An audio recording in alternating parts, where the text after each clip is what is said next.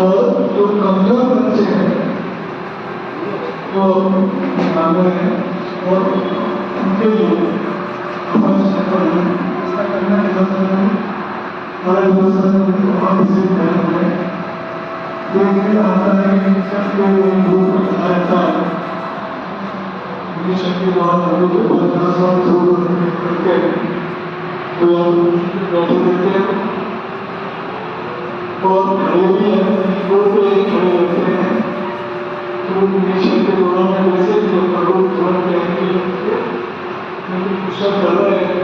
हो रहा है थोड़ा क्लास ऐसा क्वेश्चन दे दिया बच्चा पढ़ने के लिए तो पढ़ने के लिए लेकिन यही है गाड़ी के पास इंटरनेट देखते हैं कौन सा बच्चा क्या कर रहा है पाठ्यक्रम को पाठ डाला गया है कहीं ना कहीं वो उद्देश्य मिस हो जाता है। दूसरे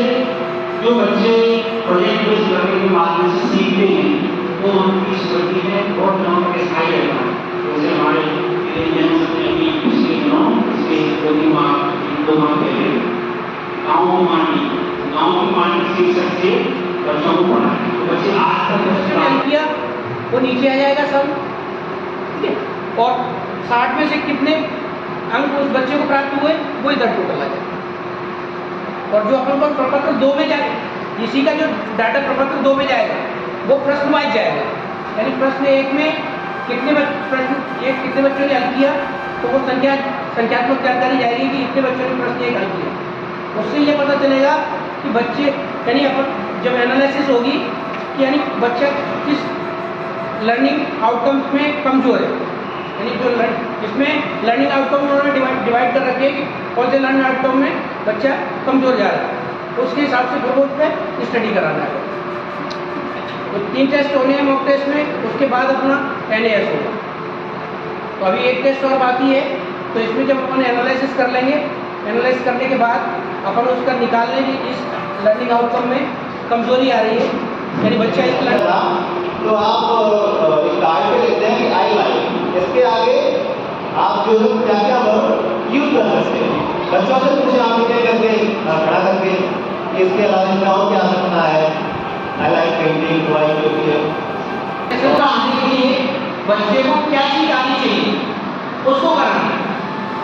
ठीक है। पहले जब हम पूर्वाभ्यास नहीं कराएंगे तब तक गणित में बच्चा वो चीज नहीं कर पाता, यानी किसी भी सब्जेक्ट में वैसे लेसन प्लान में पूर्वाभ्यास जरूरी है। पूर्वाभ्यास के बाद दूसरा जो दिन रहता है यानी पहले पूर्वाभ्यास कंप्लीट करा लिया तो ये नहीं कि अपन को जल्दबाजी करनी है, एक चैप्टर को अपन 3 दिन 4 दिन में खत्म कर सकते हैं और पहले उसके पहले पूर्वाभ्यास उसके बाद उस पर अपन आई डू और यूडू करते हैं। तो दूसरे दिन जैसे अपन आई डू करें तो आई डू में क्या है अपन को देना है और उसके बाद क्लास मत करा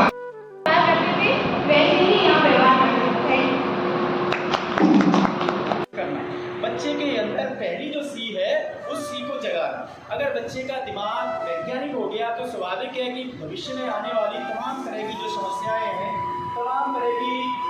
जो भी प्रॉब्लम्स हैं उनको बच्चा बड़ी आसानी से सॉल्व कर देगा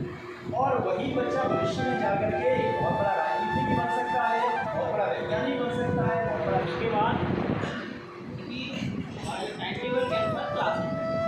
अगर जो बच्चे आ भी नहीं रहे हैं तो उनके लिए हम ये कर सकते हैं कि कुछ महत्वपूर्ण प्रश्न हैं पाठों में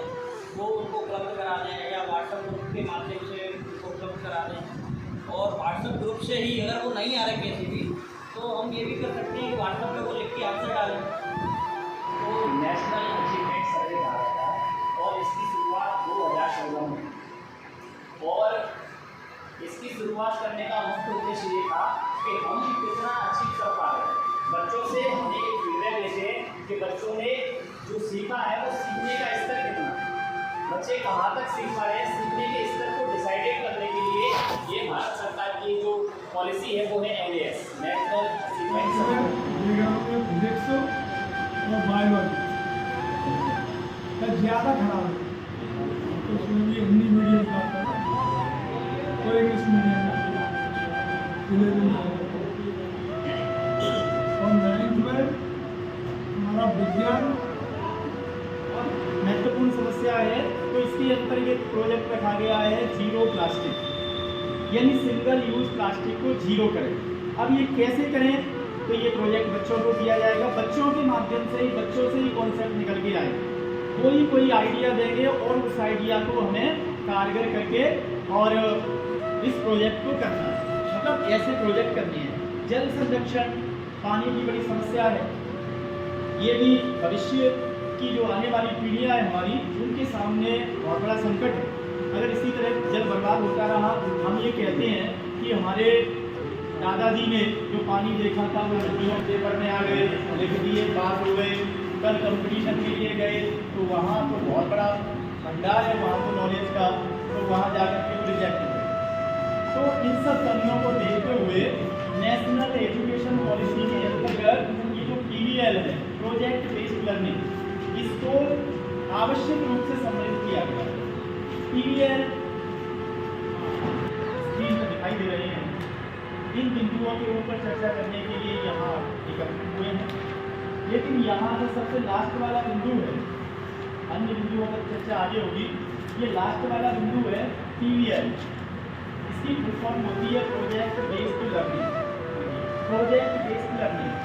और नेशनल एजुकेशन पॉलिसी 2000 यानी NEP 2020, इसके अंतर्गत ये सबसे महत्वपूर्ण तौर पर रखी गई है। इसका मतलब रहता है करके सीखना,